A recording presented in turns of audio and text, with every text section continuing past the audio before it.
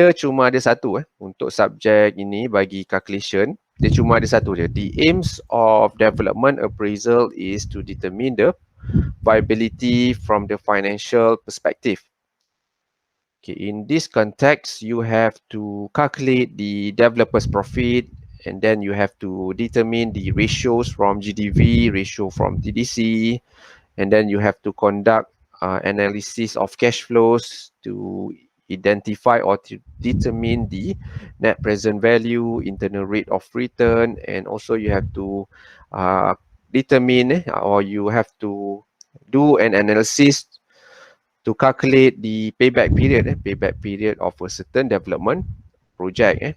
So the ultimate aim of development appraisal for this subject is to determine the financial viability for a certain development project. Normally your clients consist of developers or investors would require you to advise them in regards to whether the project is feasible to be conducted or not feasible.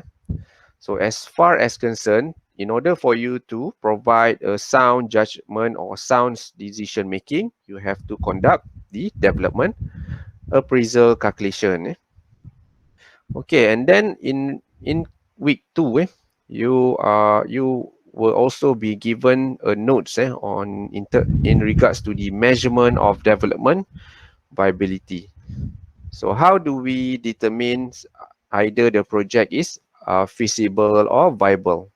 So we have to refer to the KPI or the measurement of the viability from the perspective of two approaches. One is residual approach, and another one is from the cash flow approach. Okay, this is what you have to understand, the measurement of development viability. Okay, in week 3, you have learned about the two types of methods to determine the development viability for a certain development project, whereby it consists of residual methods and cash flow approach. So in this case, you have already been given a notes specify the differences between residual and cash flow. So we have about three or four differences. The first one is residual method uses the total period of development. For example, if the development period is 2 years, so straight away you just take the 2 years period and put it inside the calculation of bridging finance, either half period or full period of development. On the other hand, for cash flow approach, the treatment of period is quite different from residual because you have to segregate the period into several quarter. For example, you have to segregate the annual period into quarter basis. Normally we will use the quarter basis. So why do we need to segregate? Because cash flow analysis or cash flow calculation requires a very detailed estimation, and it refers to the real case, real progress of the development. So in this meaning, you have to follow the S-curve pattern of the development project.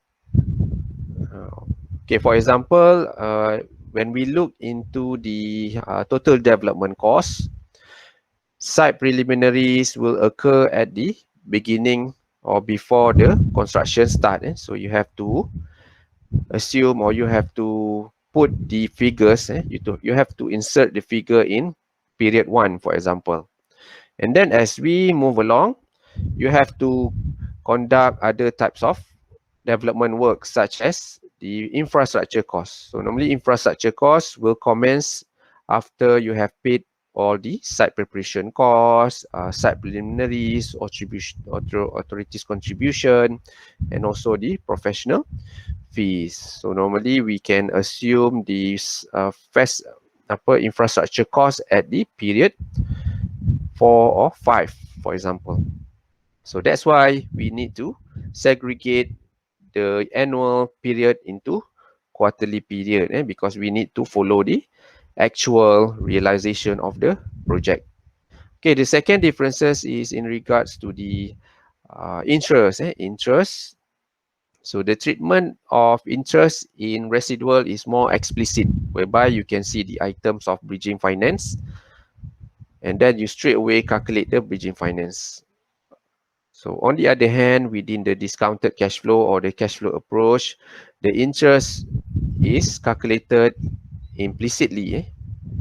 So the interest value, the interest amount is reflected within the DCF PV. For example, in this discounted cash flow, the interest rate is implicitly reflected within the PV of or discount factor within the discount factor. And also within the payback period by period, the interest is calculated in the capital outstanding and also the capital outstanding from previous period. So these are some of the differences, major differences that you have to look at before you construct financial model of residual and cash flow. Okay, the third one. So what is another difference between residual method and discounted cash flow? The third one would be the items. The item itself is different. Within the residual method, we normally divide into the items of gross development value and also development cost. But in discounted cash flow, you have to rename the GDV into cash inflow. And also for the development cost, you have to change the name into cash outflow. Cash inflow meaning all the cash that generating income, cash that generating income, and also cash outflow, that items or cash that will generally you have to spend. You have to spend on costs, on the operational and etc. Okay, that is the introduction or basic knowledge on residual and cash flow, the differences. Okay, in week 4, we look into the assignment. So Alhamdulillah, you have already submitted your assignment. Markah berapa assignment? So markah you berapa assignment? 30%. 30%. Very big 30%. Kalau you boleh dapat skor 30%, you cuma perlukan lagi 20% je untuk lulus kan? Okay, ini adalah kepentingan kita bagi you buat assignment. Dia membantu naikkan you punya markah. Sebab kalau undergraduate, markah lulus adalah 50%. 50% ataupun C dah boleh lulus kan. Kalau you sambung master, you punya markah lulus adalah 60 64 65 baru you boleh lulus. Untunglah undergrad kita turunkan markah lulus tu kepada 50%. So you score dalam 20% ataupun 25% untuk assignment. Test you dapat lagi 5, you dapat 30. So you perlukan another 20 lah, 20 untuk lulus. Tapi tak naklah kita aim, tak naklah you aim for lowest mark. At least you kena aim higher lah, dapat 80 ke 90 ke kan, untuk lulus this particular subject. Okay, dalam week 4 okay, ni saya cakap BM balik lah, kat Bahasa Malaysia balik. Okay, dalam week 4 kita ada berikan assignment, and then you dah buat all the assignment on feasibility study report, dan juga dah belajar cara untuk buat market study, cara untuk buat population survey. Ni I think Madam Fatin pun dah ajar kan, macam mana nak kira demand, macam mana how you identify supply, and then macam mana kita tentukan dia punya layout plan. Okay, banyak you belajar. Banyak tak belajar bila you buat feasibility study report ni? Banyak, Doktor. Banyak Okay, sebelum tu saya nak tanyalah, dalam grup you ni semuanya daripada diploma estate management ke ataupun campur-campur? Diploma doktor. Diploma mana campur-campur? Estate management? Mostly estate management. Mostly Okay. daripada UTM, ada daripada UTM pun ada. I see, daripada UTM pun ada So Ah. at least most of you ada background lah in real estate dalam diploma. I think diploma pun you dah buat You pun dah pernah buat assignment FS. I think dalam diploma dekat Perak dulu UiTM, siapa yang ajar? Dr. Asrul Dr. Asrul dengan Sir Farid. Sir Farid I think dia dah belajar juga dia dah ajar you cara nak buat proper feasibility study, and then tak ada masalah lah untuk you buat pada degree Okay, cuma apa yang bagusnya feasibility study ni bila you buat, dia sebenarnya dah cover dah all of the topic yang kita dah belajar sebelum ni. Sebenarnya feasibility study ni is part of the subject ataupun assignment yang kita minta student buat untuk cover semua topik yang dah belajar lah.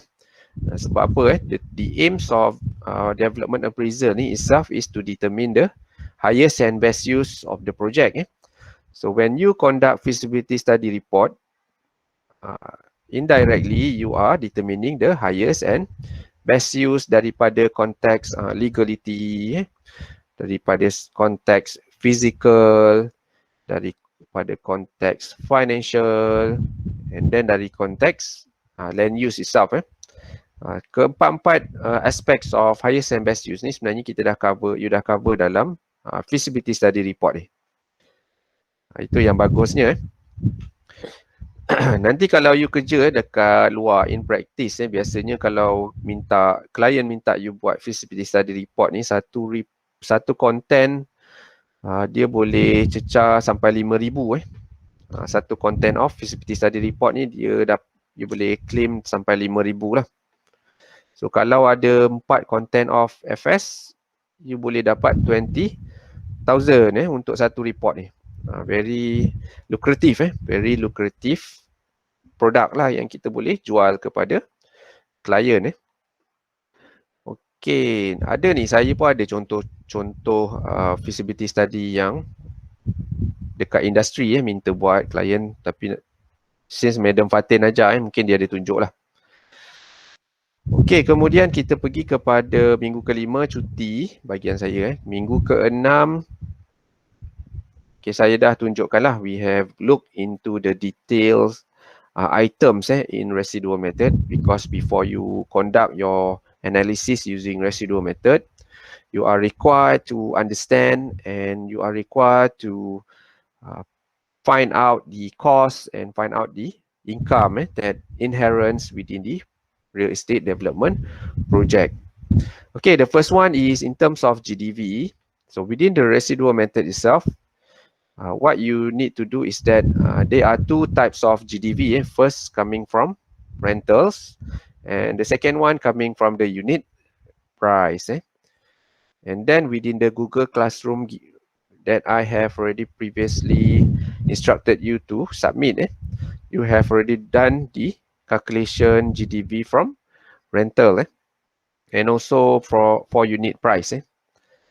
So dalam GDV ni saya dah tunjukkan lah caranya you boleh refer dalam saya punya PowerPoint ni, slide PowerPoint pun ada.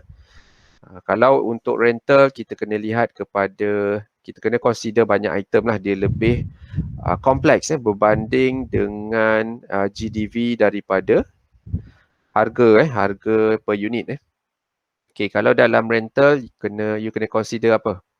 Kena consider net lettable area, you kena masukkan service charge, you kena consider the occupancy rate ataupun vacancy rate, and then you have to consider the outgoings, and then last but not least you have to multiply the net rental dengan years purchase in perpetuity for freehold types of office building. So normally dia punya application of GDV from rental ni dia kena mengikut kesesuaian property itu So property yang sesuai adalah untuk for example macam office building, shopping mall pun kita boleh pakai rentals dan juga apa lagi yang kita boleh guna GDV from rental. So biasanya itulah office dengan retail retail property. Okay, kalau unit price dia lagi banyak dia lagi meluas, because most of the project dekat Malaysia ni involve residential residential types of project, terrace house, mungkin ada apartment buildings. Yang itu kita boleh guna unit price basis untuk calculate gross development value. Okay, the second one, one of the most imperative items in residual method is the development cost. So dalam development cost ni lagilah banyak lagi leceh lah sikit, tedious yang mana kita kena cari every actual cost yang terlibat. Lepas tu dia punya sumber maklumat pun banyak macam site preliminaries ni kita kena pergi kepada local authority lah, kena pergi bomber lah, kena pergi mana lagi, jabat tanah untuk tanya setiap kos. Kemudian untuk construction cost kita kena refer kepada QS untuk dapatkan satu unit ataupun berapa floor area cost untuk floor area yang terlibat banyak. Lepas tu you kena pergi bank, kena tanya berapa methods ataupun interest rate. Yang ini banyaklah. Kita ada cost ataupun item-item cost daripada site preparation, site preliminaries. Lepas tu kita kena bayar authorities contribution. You have to pay for infrastructure cost, kena bayar construction cost. And then developer has to pay for the apa lagi? After construction cost, kita kena bayar landscaping, project management cost, kena bayar bridging finance, and last but not least kena bayar contingencies. Lepas tu satu lagi item ni, yang ni pun very important if you conduct development appraisal, is the land cost item. Land cost item is very important because it will determine your profit lah, apart from development cost. So dalam land cost item kita ada land cost, kita ada acquisition cost, dan juga kita ada holding cost of land yang ini. So semua benda ataupun semua item ni you have to consider within residual method. Tapi saya tak risaulah, saya tengok pun dah mahir semakin lama semakin mahir.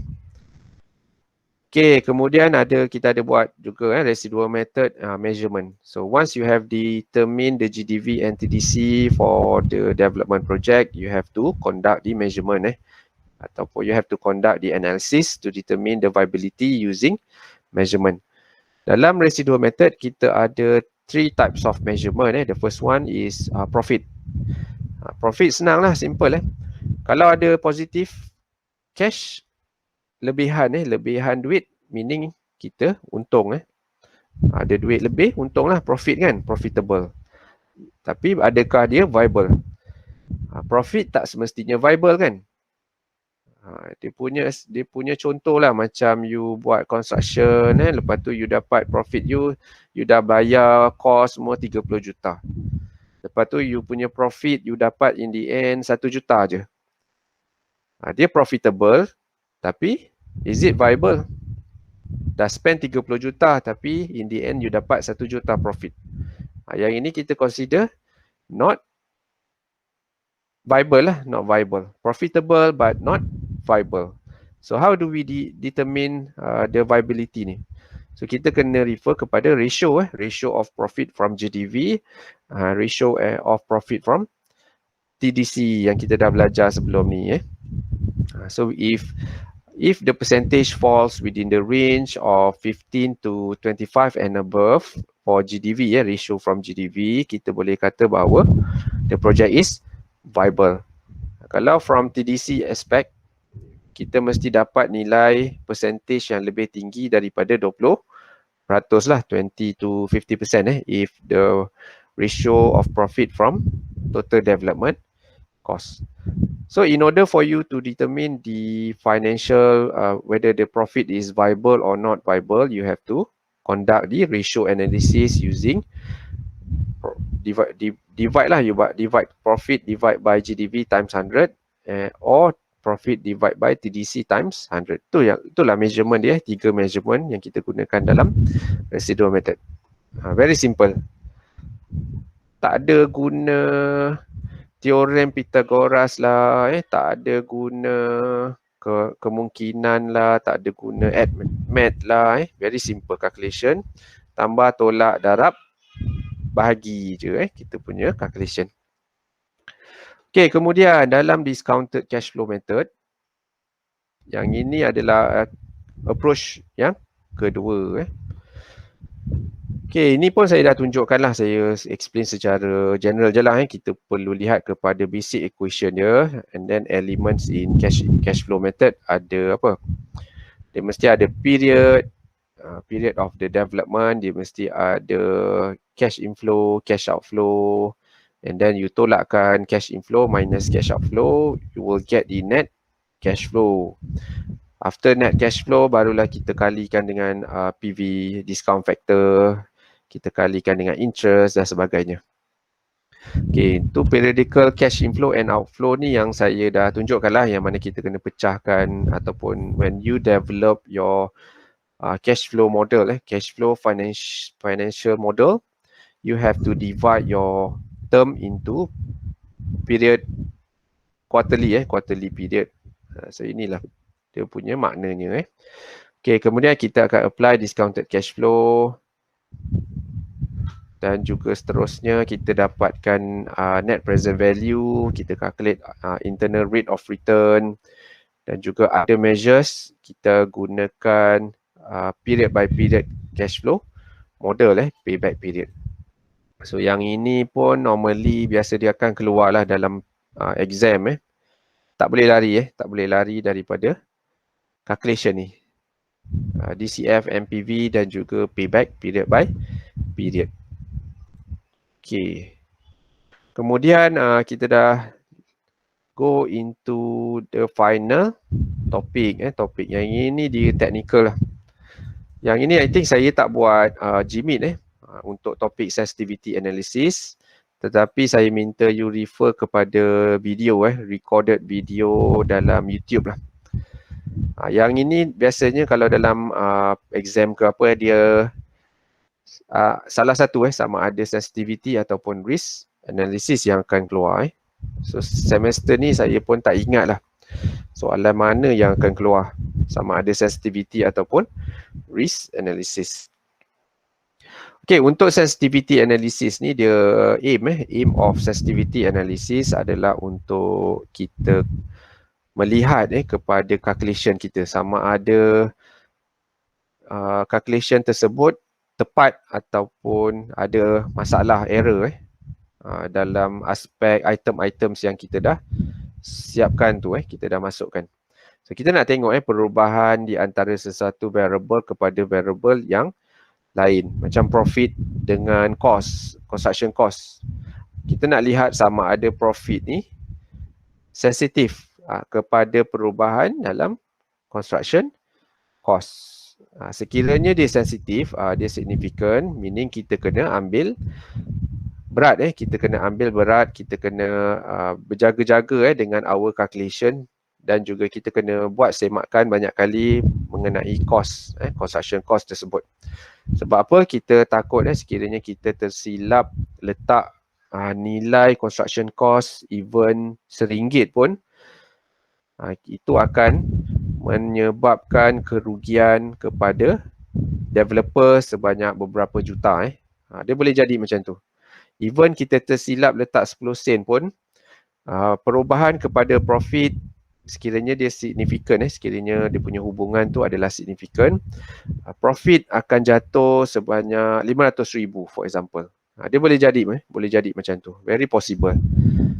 10 sen perbezaan ataupun kita tersilap letak 10 sen pun menyebabkan developer mengalami kerugian sebanyak 1 juta for example. So you have to be very careful with the calculation. Itulah tujuan dia kenapa kita buat sensitivity analysis. So apabila kita dapat buat dalam bentuk graph, kita dapat identify all of these sensitive factors, sensitive variables that will influence the profit. So kita kena check one by one. Jangan kita buat sekali je, kita kena check at least 3 kali lah calculation kita tu sama ada dia betul ataupun tidak. Okay, itu dia punya summary lah, summary keseluruhan apa yang kita dah belajar. Kemudian ada sensitivity index, how we determine the magnitude of strength between one variables to another menggunakan sensitivity index. Okay, last but not least, one of the most important aspects in real estate development project is in regards to risk analysis. Tujuan utama kita buat risk analysis ni adalah untuk menentukan tahap risiko sesuatu projek tu. Kita boleh buat juga analisis menggunakan kualitatif, satu lagi menggunakan kuantitatif. Kalau kualitatif, biasanya for example lah, kita ada satu tanah tanah kosong. Kita lihat kawasan tu selalu berlaku masalah banjir, banjir kilat dan sebagainya. So daripada situ kita dah boleh buat analisis secara kualitatif bahawa tanah ataupun tapak tersebut mempunyai risiko banjir. So it is up to the developer sama ada dia nak develop ke ataupun mungkin dia kena incur additional cost for the development of piping ke, peparitan ke dan sebagainya. Itu daripada kualitatif lah, meaning kita lihat secara kasar. Okay, tapi normally untuk analisis risk analysis yang melibatkan kewangan developers ni biasa dia tak berminat sangat daripada aspek kualitatif ni. Yang penting ataupun yang paling utama dia nak lihat adalah daripada aspek kuantitatif yang mana semuanya berdasarkan kepada numbers. Dia ada satu istilah numbers don't lie. Numbers don't lie. Because sekiranya kita refer kepada numbers, kita boleh buat decision making yang lebih tepat dan lebih jelas lah. So that's why everything that incurred money ataupun kewangan kita kena buat analisis berdasarkan kuantitatif. Okay, back to the risk analysis. The most important part of risk analysis is that we need to determine the risk level for a certain development, proposed development project. Either it is a highly risk, a medium risk, and also low risk. So how do we conduct risk analysis to determine the level of risk? Is by using the Monte Carlo simulation or the risk analysis software. Ataupun probability analysis, kajian kemungkinan ataupun analisis kemungkinan.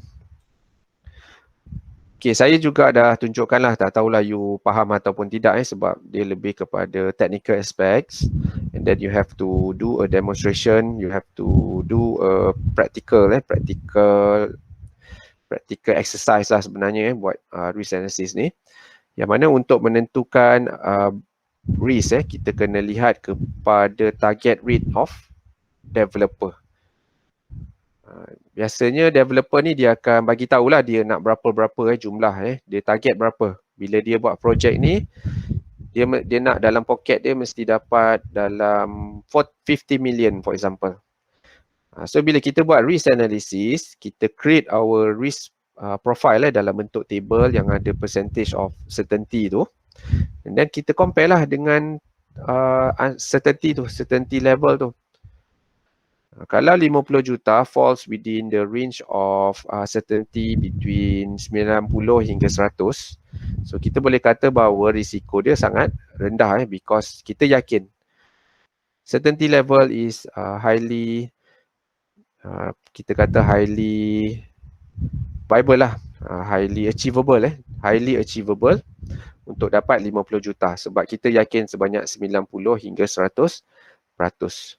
Tapi bila ada certain case developer nak 50 juta tapi bila kita compare with our table tu table of uncertainty tu, kita dapati dia punya certainty is between 0 to 10%. So dalam konteks ni dia punya uncertainty yang kita tak yakin adalah sebanyak 90%. Very high uncertainty equals to high risk meaning 50 juta adalah dalam range high risk. So kita kena advise kepada developer bahawa projek ni tak sesuai lah, ataupun sekiranya developer nak 50 juta, developer has to bear the risk kena tanggung risiko yang tinggi di masa hadapan. Sebab tak semestinya dapat 50 juta kan. Dia macam main gambling you sometimes you win, sometimes you lose tapi most of the time you are losing you are losing your money itulah gambling samalah dalam case real estate development ni. Sebenarnya kita gambling with our capital.